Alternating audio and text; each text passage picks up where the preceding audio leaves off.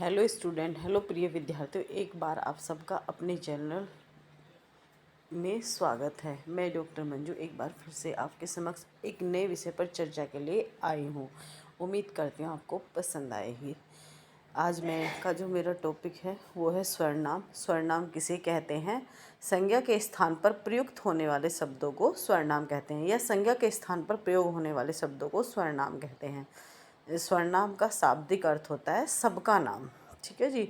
अब है स्वरनाम के प्रकार। स्वरनाम 6 प्रकार के होते हैं: पुरुषवाचक स्वरनाम, निजीवाचक स्वरनाम, निश्चयवाचक स्वरनाम, अनिश्चयवाचक, संबंधवाचक, प्रश्नवाचक। पुरुषवाचक स्वरनाम पुरुष 3 प्रकार के: प्रथम पुरुष, उत्तम मध्यम पुरुष, उत्तम पुरुष। जैसे मैं, तुम, वह। ठीक है जी। पुरुष वक्ता, वक्ता मतलब कहने वाला, श्रोता सुनने वाला, और अन्य पुरुष जिसके बारे में बात की जा रही है के नाम से बदले आने वाले शब्द पुरुषवाचक सर्वनाम कहलाते हैं। जैसे मैं, तुम, वह, यह आदि। अगला है निजीवाचक सर्वनाम। निजी का मतलब होता है अपना, स्वयं। जिससे जैसे यह कार मेरी है, जैसे यह घर मेरा है। जहाँ निजता, अपने अपने चीज़ की ओर संकेत किया, जिस सर्वनाम का प्रयोग स्वयं अपने लिए हो वह निजवाचक सर्वनाम कहलाता है। जैसे आप पुरुषवाचक आपसे भिन्न है। जैसे कि यह घर मेरा है, निज। यह मेरा अपना घर है, यह मेरी अपनी कार है। वहाँ निजवाचक सर्वनाम होता है। निश्चयवाचक सर्वनाम वक्ता के पास, वक्ता मतलब जो कहने वाला है बात को, वक्ता के पास अथवा दूर के किसी वस्तु का बोध होता है, वह निश्चयवाचक सर्वनाम होता है। जैसे यह वह, यह मेरा घर है। ठीक है जी। अभी मैंने जो निजवाचक बताया था, यह मेरा अपना, अपना आ गया, यह मेरा अपना है। और इसमें जैसे जिस चीज़ की ओर संकेत भी कहते हैं सर, यह मेरी कार है, वह मेरा घर है, यह मेरा बेटा है, वह मेरा पेन है, इस तरह वाले वो निश्चयवाचक होते हैं। अनिश्चयवाचक जिनमें कुछ भी निश्चित ना हो।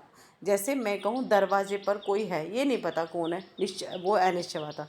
जिस स्वरनाम से किसी विशेष वस्तु का बोध नहीं होता वह अनिश्चयवाचक होता है। जैसे मेरे पास कुछ है, ये नहीं पता क्या है भाई, बस कुछ है या कोई। दरवाजे पर कोई है, बस ये नहीं पता कौन है, बस कोई है। अगला है संबंधवाचक सर्वनाम। जिस वाक्य में किसी दूसरे सर्वनाम से संबंध स्थापित हो। जैसे जो जैसा बोएगा सो वैसा काटेगा, जो जैसा करेगा सो वैसा भरेगा। इसमें आपस में एक दूसरे से दूसरे शब्द को संबंधित किया जाता है। जैसे सो जैसे कर्म करेगा वो वैसा फल पाएगा, जैसी करनी वैसी भरनी, जिसकी लाठी उसकी भैंस, ये उस तरह वाले सेंटेंस होते हैं। अगला है प्रश्नवाचक। प्रश्न का मतलब जहाँ किसी से कोई क्वेश्चन किया जाए। जैसे तुम कौन हो, वह क्या है। प्रश्न करने के लिए जिन सर्वनामों का प्रयोग किया जाता है उन्हें प्रश्नवाचक सर्वनाम कहते हैं।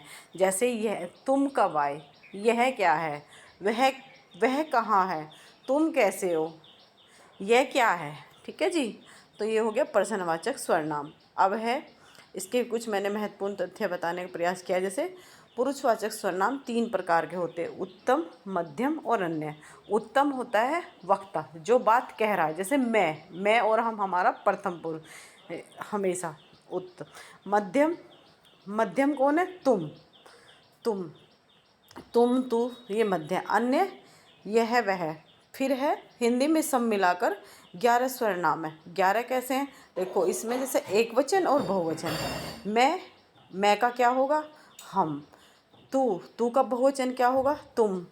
यह का क्या होगा? ये। वह का क्या होगा? वे। से, छठा आप, इसका बहुवचन आप ही होगा। सातवें का जो ही होगा। कौन, बहुवचन एक वचन दोनों कौन में।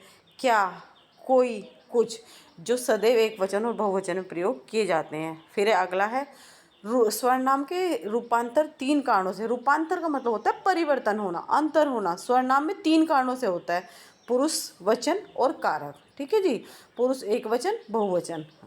पुरुष प्रथम पुरुष, अन्य पुरुष और मध्यम पुरुष। वचन एक वचन, बहुवचन। भाई देखो, जैसे तू कौन है और तुम कौन हो। तू है तो एक वचन और तू है तो बहुवचन। यह क्या है और ये क्या है। यह है तो एक वचन, ये है तो बहुवचन। और कारक मतलब जो चिन्ह होते हैं, जैसे अब मैंने बताया था। फिर है सर्वनाम में लिंग के कारण रूपांतर नहीं होता, मतलब इसमें स्त्रीलिंग और पुल्लिंग के कारण नहीं होता। बस अगर लड़के के लिए भी वह एक लड़की है और वह एक लड़का है। तुम राधा हो, तुम श्याम हो, दोनों के लिए सेम चीज़ है। फिर है सर्वनाम में केवल 7 कारक होते हैं, इससे क्वेश्चन बन जाते हैं। जैसे इसमें क्वेश्चन कैसे बन सकते हैं, जैसे कि सर्वनाम में किस कारण परिवर्तन नहीं होता, इसमें 3 दे देंगे, पुरुष, वचन और कारक। तो इसमें किसके कारण नहीं होता, लिंग के। जैसे ये क्वेश्चन दे देंगे, सर्वनाम में कितने कारक होते हैं, केवल 7 होते हैं। फिर कुल मिलाकर कितने हैं, तो 11 हैं, एक वचन और बहुवचन। इस प्रकार मैंने सर्वनाम पर चर्चा की। उम्मीद करती हूँ आपको पसंद आएगी। प्लीज़ ज़्यादा से ज़्यादा वीडियो को देखिए, शेयर कीजिए और सपोर्ट मी। और thank you for watching this.